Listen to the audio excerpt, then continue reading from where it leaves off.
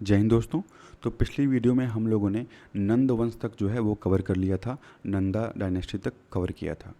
इस वीडियो में हम स्टार्ट करेंगे मौर्य एम्पायर। तो चंद्रगुप्त मौर्य जो हैं वो 323 बीसी से 300 बीसी तक जो है इनका रूल रहता है। और चंद्रगुप्त मौर्य ने जो है स्थापना किया मौर्यन एम्पायर का with the help of Chanakya. ठीक है, चाणक्य या जिनका नाम विष्णुगुप्त भी है, विष्णुगुप्त के नाम से भी जो है इनको बोलते हैं विष्णुगुप्त चाणक्य। इसके अलावा विष्णुगुप्त चाणक्य का नाम जो है कौटिल्य भी है। और चंद्रगुप्त मौर्य और चाणक्य दोनों ने मिलकर जो है धनानंद की साम्राज्य को जो है ख़त्म किया और मौर्य डायनेस्टी की शुरुआत की। तो चाणक्य ने कैसे चंद्रगुप्त मौर्य को ट्रेन किया और कैसे जो है राजा वो बनाए, इसकी जो सारी कहानी है वो डिटेल में एक प्ले में दी हुई है, जो कि लिखा गया है विशाख दत्त के द्वारा। ठीक है, ये प्ले लिखा गया है विशाख दत्त के द्वारा और इसका नाम है मुद्रा राक्षस। तो ये जो है 9th सेंचुरी में लिखा गया विशाख दत्त के द्वारा ये प्ले मुद्रा राक्षस, जिसमें जो है चाणक्य ने कैसे जो है चंद्रगुप्त के जितने भी एनिमीज थे, जितने भी दुश्मन थे, सबको कैसे किस स्ट्रैटेजी से जो है ख़त्म किया, वो इस प्ले में जो है डिटेल में बताया गया है। सबसे पहले चंद्रगुप्त मौर्य जो हैं वो क्या करते हैं कि वो पंजाब पे जो है कॉन्कर करते हैं, पंजाब पे अटैक करके उस पर कब्ज़ा कर लेते हैं। उसके बाद जो है वो पूरब की तरफ बढ़ते हैं और धनानंद को डिथ्रोन करने के बाद, हटाने के बाद जो है वो पाटलिपुत्र पे कब्ज़ा करते हैं 321 बीसी में। ठीक है, 321 बीसी में जो है वो पाटलिपुत्र पे कब्ज़ा करते हैं कौटिल्य यानी चाणक्य के हेल्प से। 304 305 बीसी आते आते जो है करीब करीब इनका जो नॉर्थन इंडिया में यानी उत्तर भारत में लगभग लगभग बड़े पोर्शन में इनका कंट्रोल हो जाता है।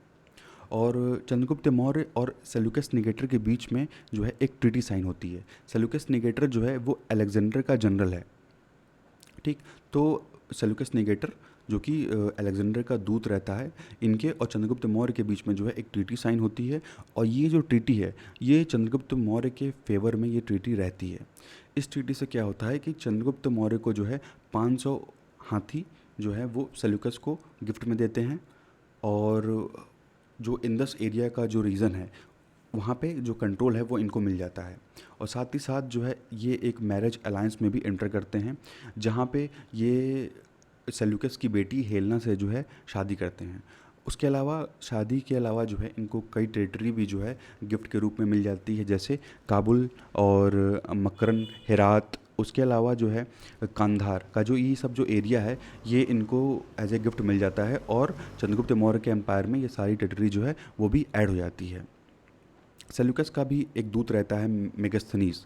मेगस्थनीज ये जो है इनको भेजते हैं चंद्रगुप्त मौर्य के कोर्ट में। मेगस्थनीज आता है, ठीक है, जो कि पाटलिपुत्र में रहता है और इंडिया में कई जगहों पे जो है मेगस्थनीज ट्रैवल करता है।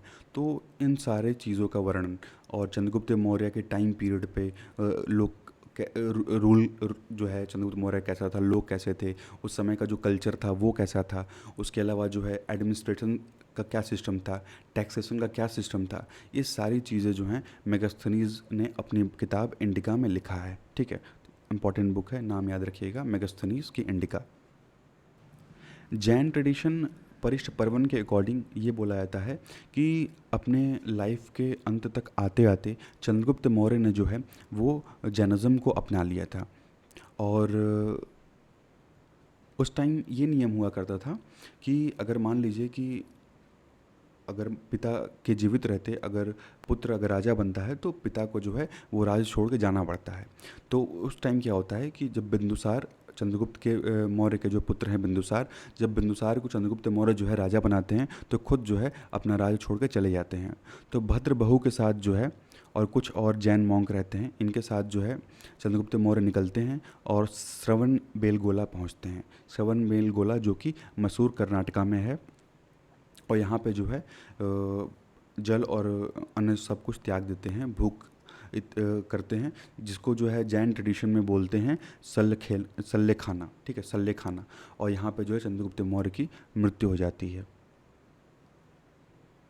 और इसके बाद इनके पुत्र बिंदुसार ने, जिन्होंने 300 बीसी से लेके 272 बीसी तक रूल किया, ये अपना एम्पायर और ज़्यादा बढ़ाते हैं और इंडिया के सदर्न पार्ट यानी लगभग लगभग कर्नाटक तक जो है बिंदुसार अपना जो एम्पायर है वो एक्सटेंड कर लेते हैं। और उस टाइम के जो 16 महाजनपद थे, सारे के सारे 16 महाजनपद जो हैं वो बिंदुसार के कंट्रोल में आ जाते हैं। और ये कहा जाता है करीब करीब पूरा जो इंडियन पेनिनसुला है, इंटायर इंडियन पेनिनसुला, वो बिंदुसार के कंट्रोल में आ जाता है। और कुछ तमिल किंगडम्स थे जैसे चोलाज और पांड्याज और चेराज, इनको जो है बिंदुसार इन पर अटैक नहीं करते हैं, क्योंकि इनके साथ जो है एक फ्रेंडली रिलेशन था बिंदुसार का, इसीलिए बिंदुसार जो है इन पे अटैक नहीं करते हैं। तो इन सदर्न स्टेट्स के अलावा कलिंग, जो कि मॉडर्न उड़ीसा में पड़ता है, इस पे भी जो है बिंदुसार जो है अभी अटैक नहीं किए रहते, क्योंकि ये बाद में जो है जब वॉर ऑफ कलिंग होगा तो अशोका जो है कलिंग पर अटैक करके उसको भी जीत लेंगे। तो साउथ के कुछ किंगडम्स बचे हुए हैं, जैसे आपके चोलास, पांड्यास और चेरास के, और साथ ही साथ उड़ीसा का जो कलिंग है वो बचा हुआ है। उसके अलावा पूरा का पूरा जो इंडिया रहता है वो उस पर किसका कंट्रोल है, तो उस पर बिंदुसार का कंट्रोल रहता है। अशोक वंदन के अकॉर्डिंग ये कहा जाता है कि जब एक रिवॉल्ट होता है तक्षशिला में इनके टाइम पीरियड पे, तो ये अशोका को भेजते हैं उस रिवॉल्ट को सप्रेस करने के लिए। और अशोका जब जाते हैं तो वो बहुत सक्सेसफुली जो है बहुत अच्छे से उस रिवॉल्ट को सप्रेस कर देते हैं। और ये भी कहा जाता है कि बिंदुसार का जो है कांटेक्ट था एंट एंटियोचस फर्स्ट के साथ, जो कि सीरिया के जो है किंग रहते हैं। और इन्हीं के द्वारा भेजे गए एक दूत हैं, एम्बेसडर हैं डाइमेकस। और ये डाइमेकस जो हैं उस टाइम बिंदुसार के कोर्ट में, यानी उस टाइम जो है मौर्यन के कोर्ट में वो रहा करते थे। तो बिंदुसार जो है वो एंटियोचस फर्स्ट से पूछता है कुछ स्वीट वाइन्स और ड्राइड फिक्स। ड्राइड फिक्स का मतलब हुआ अंजीर। तो ये जो है कुछ स्वीट वाइन और अंजीर और एक फ़िलासफ़र की मांग करते हैं कि आप जो है अपने यहाँ से ये सारी चीज़ें जो हैं हमारे कोर्ट में भेजिए। तो हर चीज़ जो है भेजी जाती है एक्सेप्ट सोफिस्ट, यानी फ़िलासफ़र को छोड़ के सभी चीज़ भेजी जाती है। और वहाँ से जवाब ये आता है कि ग्रीक लॉ हमें जो है एक फ़िलासफ़र भेजने के लिए परमिट नहीं करता है। बिंदुसार जो हैं वो ज़्यादा इंटरेस्टेड रहते हैं आजीविका सेक्ट में, न कि हेटेरोडॉक्स सेक्ट में, क्योंकि एक आजीविका फॉर्चून टेलर यानी एक आजीविका भविष्य बताने वाला रहता है जिसका नाम रहता है पिंगलवत्स। और पिंगलवत्स ने जो है बिंदुसार के कोर्ट में ये जो है अपना प्रिडिक्शन किया रहता है, भविष्यवाणी की रहती है कि अशोक जो है वो पैदा होगा और वो पैदा होकर के जो है वो राजा बनेगा। ठीक है, ये जो है ये भविष्यवाणी की गई रहती है पिंगलवत्स के द्वारा। और इनके टाइम पीरियड पे भी जो है चाणक्य अभी इनके कोर्ट में एज ए प्राइम मिनिस्टर यानी एज ए अमात्य जो है वो रहते हैं। और ये जो तारानाथ हैं एक तिब्बतियन स्कॉलर हैं, तो तारानाथ अपने किताब में ये लिखते हैं कि चाणक्य के हेल्प से ही बिंदुसार ने जो 16 महाजनपद थे उन सभी महाजनपदों पे जो है कब्ज़ा किया था और अपने एम्पायर को इतना ज़्यादा जो है फैलाया था। चाणक्य की हेल्प से जो है ये काम उन्होंने किया था। और ये सारी चीज़ें जो हैं वो तारानाथ जो हैं एक तिब्बतियन स्कॉलर हैं, ये अपने किताब में जो है ये सारी चीज़ें लिखते हैं। इसके बाद नेक्स्ट रूल आता है अशोका का, जो कि 272 बीसी से लेके 232 बीसी तक अशोका का रूल रहता है। तो बिंदुसार की मृत्यु होने के बाद एक वॉर ऑफ सक्सेशन होता है, यानी अशोका और उनके भाइयों में लड़ाई होती है कि राजा कौन बनेगा। उसके बाद अशोका जो है गद्दी पे बैठते हैं 268 बीसी में, 268 बीसी में बैठते हैं अपने सभी भाइयों को जो है हराने के बाद। और बुद्धिस्ट टेक्स्ट के अकॉर्डिंग ये कहा जाता है कि करीब करीब अशोका के जो है 100 भाई थे और अशोका ने अपने सभी भाइयों की जो है हत्या कर दी थी। लेकिन वहीं जैन टेक्स्ट में जो है दूसरी बात कही जाती है कि 100 भाइयों की हत्या नहीं की गई थी। लेकिन बुद्धिस्ट टेक्स्ट में जो है ये कहा जाता है कि अशोका ने अपने 100 भाइयों की जो है वो हत्या कर दी थी। तो 268 बीसी में जो है यहाँ पे अशोका जो है वो राजा बनते हैं। और लेकिन इनकी इनकी जो राज अभिषेक होता है इनका जो, वो कहा जाता है कि वो जो है 4 साल बाद होता है, यानी 272 के आसपास जो है शायद इनका जो राज अभिषेक होता है। ठीक है, तो according to Romila Thapar Ashoka has been formally crowned, तो इनको जो है क्राउन किया जाता है 268 बीसी में, क्राउन किया जाता है 4 साल के बाद। सबसे जो इम्पोर्टेंट इवेंट है अशोका के टाइम पीरियड पे वो है कलिंग का जो युद्ध है। तो कलिंग का जो युद्ध है वो 260 बीसी में हुआ। यही कलिंग का युद्ध एकमात्र युद्ध है जो अशोका के द्वारा लड़ा गया। कलिंग युद्ध के बाद कोई भी युद्ध जो है अशोका के द्वारा नहीं लड़ा गया। अशोका की जो आर्मी है वो जो है जीत जाती है इस कलिंग के वॉर में। और करीब करीब ये कहा जाता है कि 1 लाख से ऊपर सोल्जर्स और सिविलियंस की जो है इसमें मृत्यु हो गई थी, और जिसमें से 10,000 जो सोल्जर्स हैं वो खुद अशोका के जो है सोल्जर्स थे, और करीब करीब 1 लाख लोगों की इसमें मृत्यु हुई थी। और कई लोग जो है इसमें इस वॉर की वजह से, नुकसान की वजह से कई घर तबाह हो गए थे, और हज़ारों लोग जो है इसमें मारे गए थे। तो इस चीज़ से जो है अशोका को बहुत दुख पहुंचता है। ये सारी चीज़ें जो हैं जब अशोक अपने आंखों से देखता है तो ये सारी चीज़ें देख करके उसके अंदर जो है बहुत ज़्यादा दुख उत्पन्न होता है। भले ही कलिंग जो है युद्ध अशोक जीत चुका था, लेकिन अब यहाँ पे अशोक ये डिसाइड करता है कि आज के बाद से कोई भी युद्ध नहीं किया जाएगा, और कोई भी वॉयलेंस जो है वो नहीं किया जाएगा। और उसके बाद जो है बुद्धिज़्म, अशोका जो है वो बुद्धिज़्म को फॉलो करने लगता है, बुद्धिज़्म को अपना लेता है। और इन्हीं के टाइम पीरियड पे जो है, अशोका के टाइम पीरियड पे तीसरी बुद्धिस्ट जो काउंसिल होती है वो 250 BC में होती है। 250 BC में अशोका के टाइम पीरियड पे जो है तीसरी बौद्ध संगीति होती है, थर्ड बुद्धिस्ट काउंसिल। और पाटलिपुत्र में जो है ये होती है, और इसको प्रिसाइड करते हैं मोगलीपुत्र तिस्स। मोगलीपुत्र तिस्स जो हैं ये पाटलिपुत्र में इस मीटिंग को प्रिसाइड करते हैं। इंडिया में चारों तरफ जो है अशोका के जो एडिक्ट्स हैं और जो अशोका के जो इंस्क्रिप्शंस हैं वो देखने को मिलेंगे। और इन सारे अशोका के जो स्क्रिप्ट्स हैं इसको डेसिफर किया था 1837 में जेम्स प्रिंसेप ने। जेम्स प्रिंसेप के द्वारा जो है अशोका के एडिक्ट्स को जो है डेसिफर्ड किया गया था, यानी पढ़ा गया था। अब बात करते हैं अशोका के इंस्क्रिप्शंस के बारे में। तो देखिए, अशोका के जो इंस्क्रिप्शन हुआ करते थे वो ज़्यादातर जो मिले हैं वो प्राकृत लैंग्वेज और ब्राह्मी स्क्रिप्ट में हुआ करते थे। प्राकृत लैंग्वेज और ब्राह्मी स्क्रिप्ट में ज़्यादातर जो इंस्क्रिप्शन हैं अशोका के वो थे। उसके अलावा जो और इंस्क्रिप्शंस हैं वो नॉर्थ वेस्टर्न प्राकृत लैंग्वेज और खारोष्ठी स्क्रिप्ट में, ग्रीक लैंग्वेज और ग्रीक स्क्रिप्ट में, अरामिक लैंग्वेज और अरबिक स्क्रिप्ट में देखने को मिले हैं अशोका के इंस्क्रिप्शंस। और इन एडिक्ट्स को जो है क्लासीफाई किया जाता है एज रॉक एडिक्ट्स, यानी पत्थर पर लिखे गए जो इंस्क्रिप्शंस हैं। उसके अलावा पिलर पे इंस्क्रिप्शंस है, जैसे यहाँ आप देख सकते हैं ये पिलर पे लिखा गया है तो ये पिलर एडिक्ट हो गया। यही अगर केव यानी गुफा में लिखा गया है तो उसको केव एडिक्ट नाम दिया गया है। पत्थर पे है तो रॉक एडिक्ट, पिलर पे है तो पिलर एडिक्ट, और गुफा में है तो उसको केव एडिक्ट नाम दिया गया है। और ये बताया जाता है कि करीब करीब 14 मेजर रॉक एडिक्ट्स हैं।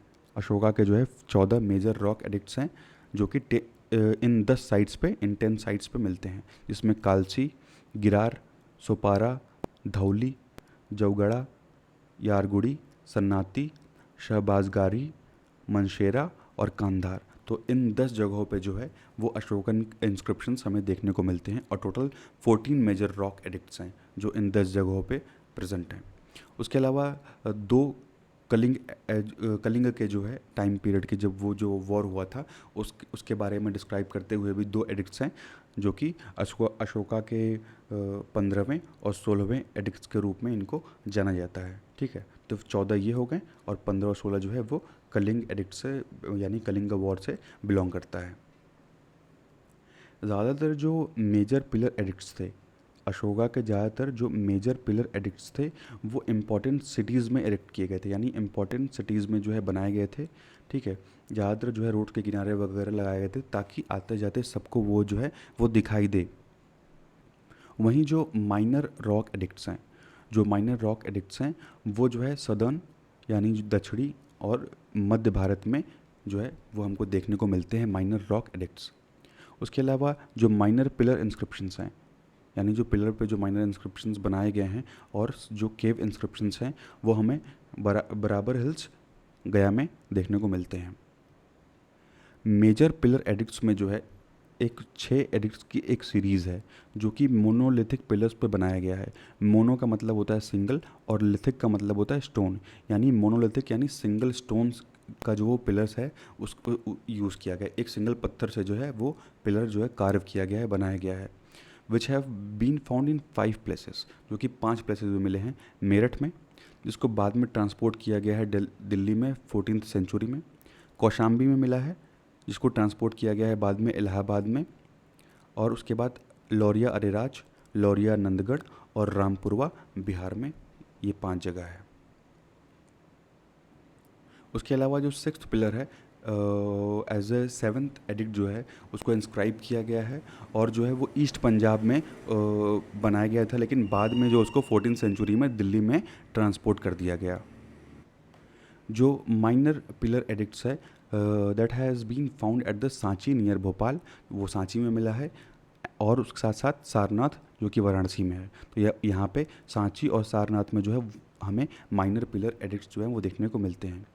2 pillar inscriptions has been found in Nepal, और 2 पिलर इंस्क्रिप्शन जो है वो नेपाल में देखने को मिलता है। एक जो है वो रुमनदेई मंदिर के पास, जो कि रुमनदेई मंदिर जो है ये बुद्धा के बर्थ प्लेस है, और दूसरा जो है वो निगाली सागर के पास जो है देखने को मिलता है, ठीक है, जो कि एक लार्ज टैंक है, Nigali Sagar. Ashoka also erected many uninscribed pillar but only a small number has survive, ठीक है। तो कई सारे पिलर्स जो है अशोका के द्वारा जो है बनवाए गए थे, लेकिन उसमें से कुछ ही जो है सर्वाइव किए हैं अभी तक, जैसे कि बिहार वैशाली में भी आपको देखने को मिलेगा। साथ ही साथ जो अशोका के जो केव एडिक्ट्स हैं आपको बिहार के बराबर हिल्स में आपको देखने को मिल जाएंगे, जो कि ग्रेनाइट की जो है वो केव है, और उसी उसमें जो है कार्व किया गया है। 2 of 3 Ashokan inscripts dedicate the caves as dwelling place for the monks of आजीविका सेक्ट। ड्वेलिंग प्लेस का मतलब होता है आवास स्थान। तो ऐसे जो है कुछ केव्स ऐसे भी हैं जहाँ जो कि मॉन्क्स के जो रहने का स्थान हुआ करता था, वहाँ पे भी जो है अशोकन के इंस्क्रिप्शंस हमें देखने को मिलते हैं। नेक्स्ट हम बात करते हैं अशोका के धम्म के बारे में।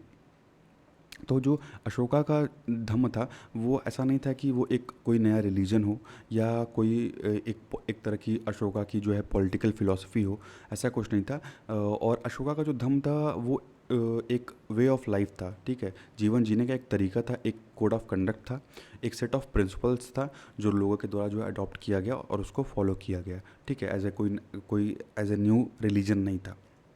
बात करते हैं अब जो धम्म के अशोका के धम्म के जो मेन फीचर्स हैं उनकी। तो मेन फीचर्स में ये आता है कि जो जानवर हैं उनकी बलि नहीं दी जाएगी, एनिमल सेक्रीफाइस नहीं किया जाएगा, फेस्टिवल में गैदरिंग ज़्यादा नहीं की जाएगी ज़्यादा अमाउंट में, क्योंकि आप गैदरिंग करेंगे तो उसमें ज़्यादा खर्चा होगा, ठीक है। तो ये उसके अलावा जो एक्सपेंसेस हैं उनको अवॉइड करने की कोशिश करिए, खर्चा कम करने की कोशिश करिए, और बिना मतलब के सेरेमनीज या रिचुअल्स जो है मत करिए। और जो भी एडमिनिस्ट्रेशन हो वो पूरी की पूरी तरीके से जो है वो सोशल वेलफेयर के लिए होना चाहिए, लोगों के वेलफेयर के लिए जो है वो होना चाहिए। Consideration and non violence to animals, ठीक है, जीवो एनिमल्स यानी जीवों की जो हत्या है वो नहीं किया जाएगा। और उसके अलावा जो है ब्राह्मण्स और श्राह्मण्स के साथ जो है जनरसली बिहेव किया जाएगा। ह्यूमन ट्रीटमेंट ऑफ सर्वेंट्स यानी जो नौकर हैं उनके साथ जो है ह्यूमन ट्रीटमेंट, अच्छा ट्रीटमेंट किया जाएगा मास्टर्स के द्वारा। और end of the prisoners by the government, और साथ ही साथ जो बंदी हैं बंदियों के साथ भी जो है अच्छे से ट्रीटमेंट किया जाएगा, जो भी गवर्नमेंट ऑफिशियल्स हैं उनके द्वारा। सभी रिलीजन के बीच में जो है टॉलरेंस होगा, यानी किसी भी धर्म के बीच में कोई भी भेदभाव किसी के द्वारा नहीं किया जाएगा। उसके अलावा भेरी घोष यानी साउंड ऑफ वॉर ड्रम्स, तो इसको जो है रिप्लेस किया जाएगा धम्म घोष से।